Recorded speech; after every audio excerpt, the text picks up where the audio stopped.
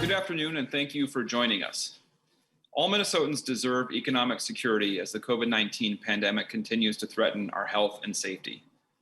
With Republicans in the Senate, in the United States Senate, blocking help for the states and for workers based on a desire to provide liability protection for big business, Minnesota legislators and our governor need to step up and help make sure that Minnesotans can survive this pandemic and come through economically. Minnesotans are tired of seeing the wealthy and the well-connected get bailed out, and that is why this package includes unemployment insurance for workers. It includes help for the smallest Minnesota businesses impacted by COVID-19. It provides some regulatory relief for businesses impacted by COVID-19, and it's focused on Minnesota businesses struggling right now, working families struggling right now, and local governments who can help provide assistance right now. As of this afternoon, we are very close to a final agreement on an unemployment insurance package that will provide uninsurance extensions for 120,000 Minnesota workers. We have some final details to work out, but we see every reason why this bill will be ready to pass and send to the Senate and the governor for signature yet today. That means in the month of December, Minnesota workers will see an unemployment insurance extension for up to 13 weeks. Minnesota businesses will receive $216 million, and a number of other provisions that we have been working on for the last 3 weeks will get passed and be signed into law. This economic assistance package is a bridge until we receive more substantial assistance from the federal government, but it won't address all the needs of Minnesotans at this time. We know that. We know that this is hard.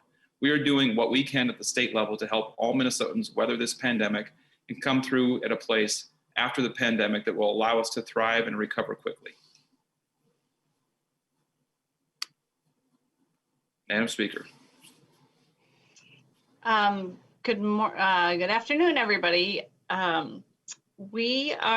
Democrats in the Minnesota House have been committed to providing assistance to Minnesotans who need help at this stage of the COVID-19 pandemic. As we reach peak pandemic fatigue and the darkest part of the winter, and with the extremely high loss of life that we've seen, really Minnesotans are looking for a lifeline. And although we are hoping that the federal government will take the kind of action that they need to and provide the kind of substantial relief that Minnesotans need, we're stepping in at this moment to provide a package that will help workers and businesses and families. I would like to thank Representatives Noor, Edelson, Stevenson, and Mahoney for the very long hours they put into the unemployment insurance and business assistance package portions of this bill. Representative Liz Olson from Duluth worked on the regulatory relief provisions, and Representative Jim Dabney on some provisions relating to the school lunch program. We're still working and hoping to get some agreement on some provisions related to long-term care, child care, some homelessness isolation space, and some food grants for frontline workers and nursing homes. We're hoping that we'll have some agreement that comes together that we can add by amendment, but we do have a core agreement on the unemployment insurance and business assistance provisions. We will also be taking up a second bill today that will address miscellaneous items that have come to our attention that needed some fixes, mainly of a technical nature. And we do anticipate a motion by one or more of the Republican minorities in the Minnesota House of Representatives to discuss the governor's emergency powers. So with that, I would open it up for questions. All right, first question is from Bill Werner. Go ahead, Bill. Yeah, Mr. Majority Leader or Madam Speaker, have we got a deal on the UI portion of it, or are there some areas where there are concerns on one or on the part of the Senate Republicans or on the part of your caucus? And if so, what are those? Well, there's a little fly in the ointment that appeared this morning. What the leaders have been talking about, the four leaders have been talking about throughout, is holding Minnesota employers harmless with this package and making sure that the fact that we're providing unemployment insurance compensation to Minnesotans who desperately need it does not cause an increased expenditure for employers who are at this moment in time hard pressed to incur any additional costs. And so we just have to iron out a little wrinkle that I'm hopeful we'll be able to take care of before we convene session. So this is an issue then of the compensation to the unemployment insurance trust fund, and I assume, and does that mean that money potentially gets backfilled from the general fund, or how's that going to work? Are you able to share that with us? We're still working on something that would address everybody's concerns at this point. Do you anticipate that you're going to come in right at 3 and start work on this, or is that going to potentially be delayed as you work out some of these final details on the UI and the business assistance package, Madam Speaker? I don't anticipate a delay. I anticipate we will know before we convene session how all of these items will work out. Thank you very much. All right, next is Peter Callahan. Hello. I didn't hear the letters MFIP. But this morning I did hear from the Republicans that there is not to be a mechanism that would exclude businesses that open in defiance of the governor's closure order from receiving sizable checks from the state taxpayers. So what you could end up here with is a business that violated the order gets a bunch of money, but a family on MFIP gets nothing. Well, I know that Representative Mahoney has made some statements about that. What I would say is that businesses who violate the law will be found in violation of the law and will have to pay civil penalties and deal with the Attorney General's office. So is there a situation where a business could get money and then pay it to their attorney to fight with the Attorney General? I suppose that's possible. I think it's important to remember overall, though, Peter, that what we're trying to do is basically make sure that the companies or the businesses that are bearing the brunt of being closed because it is protecting all of our public health are not the only ones who are paying that price. That Minnesota taxpayers, other businesses, all of us are contributing to help keeping them alive as they remain closed. The reason they have to remain closed is because we have significant COVID transmission happening in restaurants. So the question is not about business assistance or the governor's orders or anything else. It's a question of whether COVID is being spread through bars and restaurants. And people who decide to stay open are creating a public health problem regardless of whether they get a check from the state. And that has to be dealt with on its own. So no, the MFIP payment is gone away again. I would say that there's still a number of items in play. There was a little blow up in negotiations on Saturday. I would say on Friday, I was very hopeful that we would be able to access the $16 million in federal dollars. We would need to spend $98,000 in state general fund dollars to access $16 million in a federal fund that's available for Minnesota, where there's a surplus, and a surplus will persist until 2025 at $71 million at that point in time. The surplus is $100 million right now. And so there is really no reason not to do this. Absolutely no reason not to include this, except for that we cannot get an agreement from Republicans in the House or the Senate right now to include it. Thanks. All right, next question is from Theo Keith. Hi to you both. I'm going to pick up where Peter left off there. I just heard from this group called Reopen Minnesota that they've got 160 businesses lined up that are going to open in defiance of the governor's order. And to Peter's point, there's nothing in here that prohibits them from getting a check, even if they defy the governor's order. I understand you're saying that they should be dealt with separately, but why would they still be able to get a check even if they defy the governor's order?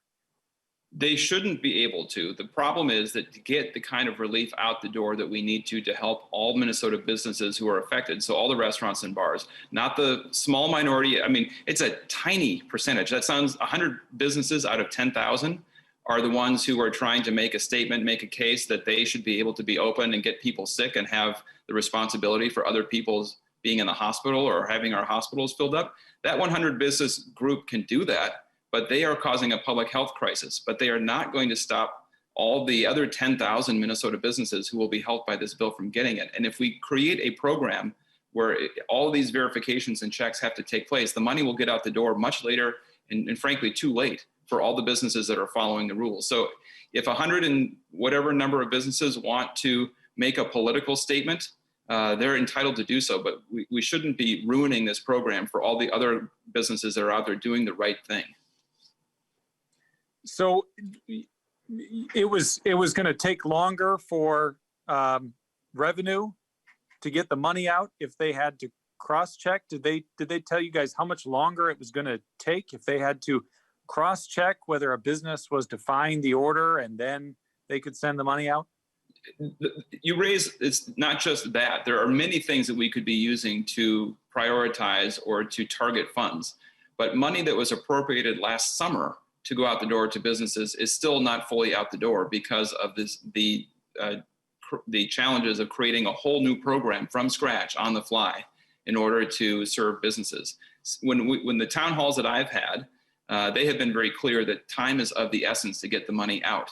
So if you're talking about Granite City Bowl and St. Cloud not getting access to funds, which they need to keep their operations alive because a bunch of other people are trying to screw it up for everyone, it just doesn't seem like the right thing to do. And I hope that if there are 160 businesses that take funds and then defy the orders, I hope that the Attorney General acts accordingly. Okay, thank you. All right, next question is from Esme Murphy. Hey there. I think you both have answered this, but so it sounds like the $500, the MFib, not in right now. You'll let us know if it's in by 3 o'clock. Doesn't sound very hopeful. We will let you know. I remain hopeful. Okay. And then you mentioned the second bill, which I think you used the term technical or other issues. Can you just elaborate a little bit about what that would be? It's pretty exciting. There's a LCCMR appropriation date fix, Workers' Comp Advisory Council recommendations, technical changes relating to the Health and Human Services budget forecast, an acronym relating to the federal government, I don't know, CCBHC reimbursement, and telehealth waiver. All these things are posted. If you go to the house.mn website and the COVID-19 page, all the language is posted there. But it's a variety of very technical items. That does sound very technical. Thank you very much. All right, next question is from Dave Orrick. Yes, hi. I was wondering if you guys could explain why specifically the issue of carry-out cocktails and growlers and things like that is not in the agreement right now, and it doesn't sound like will be. It was on the list of items to be discussed. We found no interest from Senator Dames to discuss that any further. And I guess I can take it up.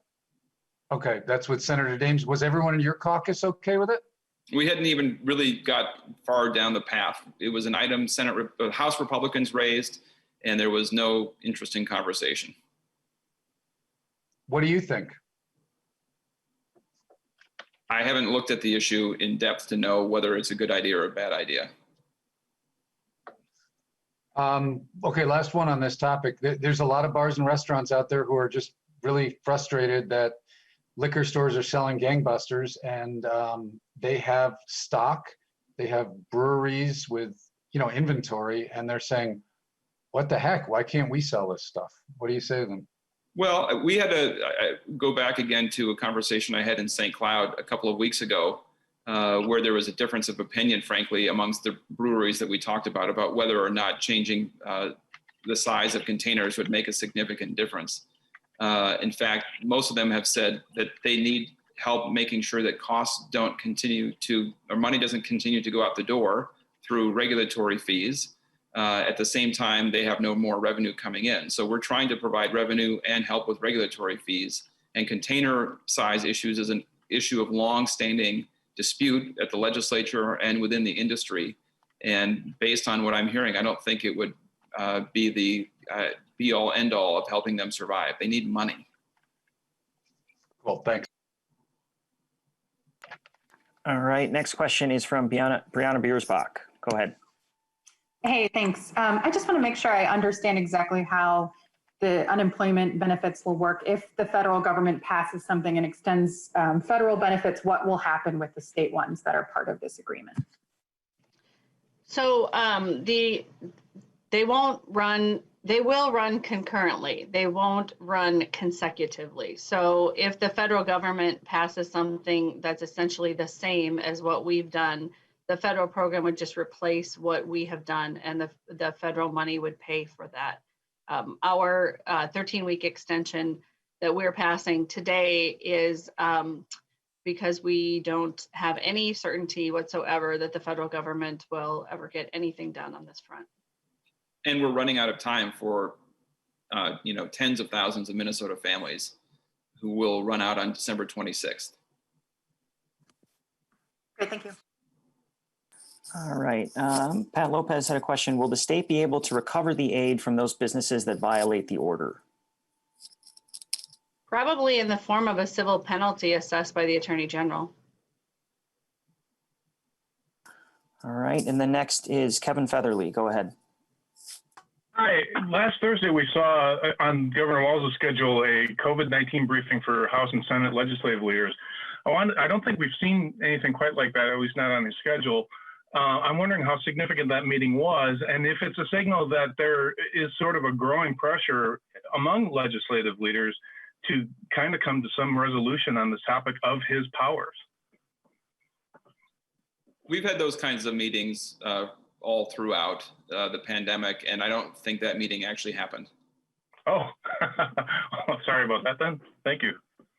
Well, and to the extent that, I'm looking back at last Thursday on my calendar, I had a number of meetings, with other leaders and the administration that day. I believe it was all about this stuff. So. Okay, thank you. We talk to each other a lot. We text even more. All right, next question from Dana Ferguson. If the additional proposals you've talked about, including MFIP and childcare, aren't taken up or approved as amendments, would you keep the special session open to pass them as separate measures? Do Republicans support taking them up separately? So the way the special session works is whenever we intend to pass legislation in one day, we need House Republicans to be willing to do whatever it is we want to do. We can't even put it before the House without 90 votes. And so if we were to make a motion on something that they do not support, we could talk about that for a very long time. But when we know we don't have 90 votes, and by the time we would probably get to business like this, the Senate may well be adjourned sine die. It's a little bit of an exercise in futility. We'll have to see how the calendar plays out today. But we know that House Republicans and Senate Republicans are resistant to adding these things to the package at this time. And we will keep working until the last minute of the session today to try to get these things passed into law. But since we need 90 votes to take action on one day, and since we need both the House and the Senate to pass a bill to get it to the governor's desk, it does not make a lot of sense to try to move things forward where we have inadequate Republican support. And the issues and the needs aren't going away. We'll be back in regular session in 3 weeks. The child care system in Minnesota is at risk of collapse unless the state provides additional funds to keep those centers and family child cares operating. Without capacity in the system, there is no functioning way for people to go to work, including frontline workers. So that is a must-do issue that we have to address. And whether even if we can't get there today, the problem and the urgency doesn't go away. The same for housing. The housing assistance program, the funds will run out by the end of the year. And the housing assistance program is money that goes through tenants to landlords to make sure that we don't have a huge wave of evictions as soon as the moratorium is lifted on evictions. So everybody benefits, everybody wins by getting these bills done. Even if we can't get them today, urgency in January will still be in order.